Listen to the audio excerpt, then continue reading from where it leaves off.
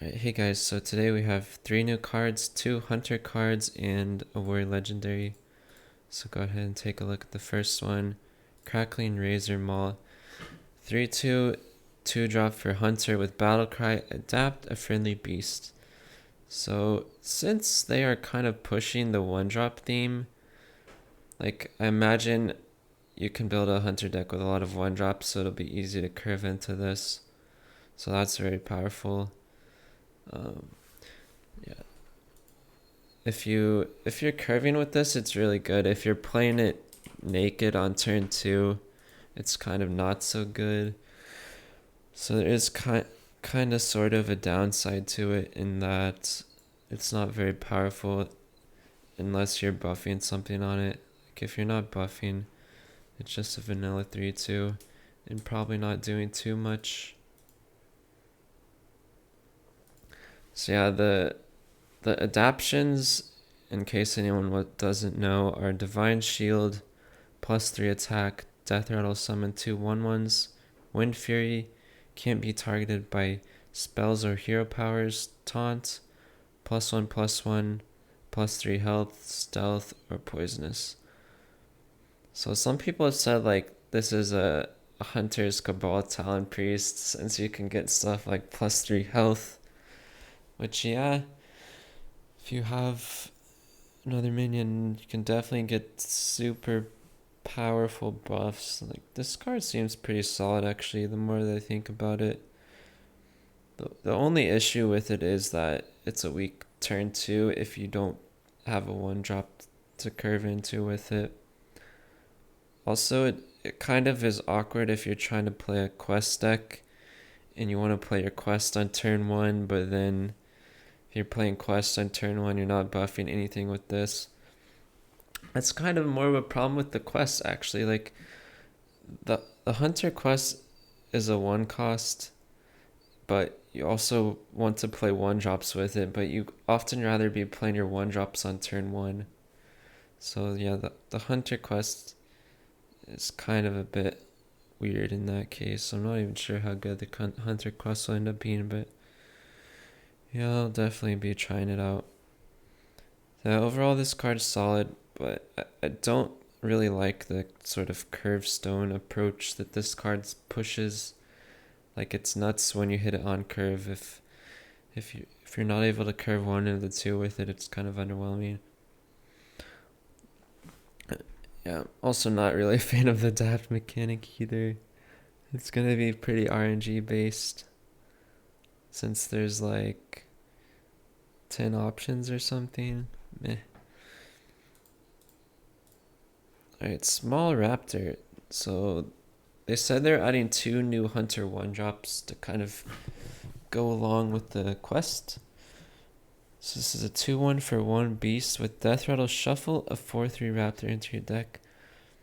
So you kind of lose some of the early game potency for potentially having a sick play later in the game. And of course the 4/3 Raptor is a 1-drop. Like I guess you could play the 5-drop and then get the 4/3 1-drop from your deck. Play it for 1. That's pretty solid. Kind of slow. Like you probably play this in the Hunter quest deck just because you need more cards to proc your quest, but yeah, it's not amazing because it doesn't have immediate impact. Like it's not like Fiery Bat where you have the deal 1 damage, or yeah, whatever other 1-drops that have an immediate effect. This is kind of a delayed effect, so you're giving up some tempo for a very good and potent draw later in the game. So yeah, you probably play it in your Hunter quest decks, but it's not broken by any means. It's just an okay 1-drop. And it being a beast is relevant for the 2-drop adapt guy that you could curve into with that. And then the last one is the warrior legendary King Mosh. So it seems like they're giving beast to almost every class now.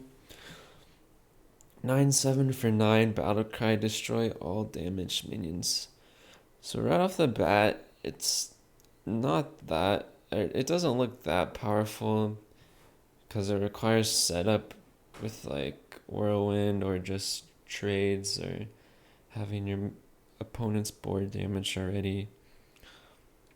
But yeah, as a turn 10 board clear in combination with whirlwind, it's okay, not that amazing. It's just a bit slow overall.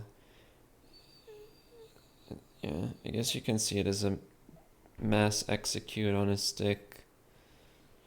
But the one thing I do like about it is that it's a beast, so it could potentially build some deck with like Curator and get tons of value that way. But do you want to be playing Curator in your Control Warrior? I'm not so sure about that. Like, I don't know, maybe with just cards where you can add extra cards to your deck, like Elise, Trailblazer, you just make some super value oriented Control Warrior. But yeah, it's not spectacular, but I won't be surprised if it gets played on occasion. It's not a very good card against aggressive decks. In fact, very bad against aggressive decks, which makes me think it won't be great. It does give Warrior a way to like clear a board of Jades, but Control Warrior probably still just gonna suck against Jades. Like you just clear their board and then they play they play another board of Jades and then yeah, I don't know. You're not gonna outvalue that with this card.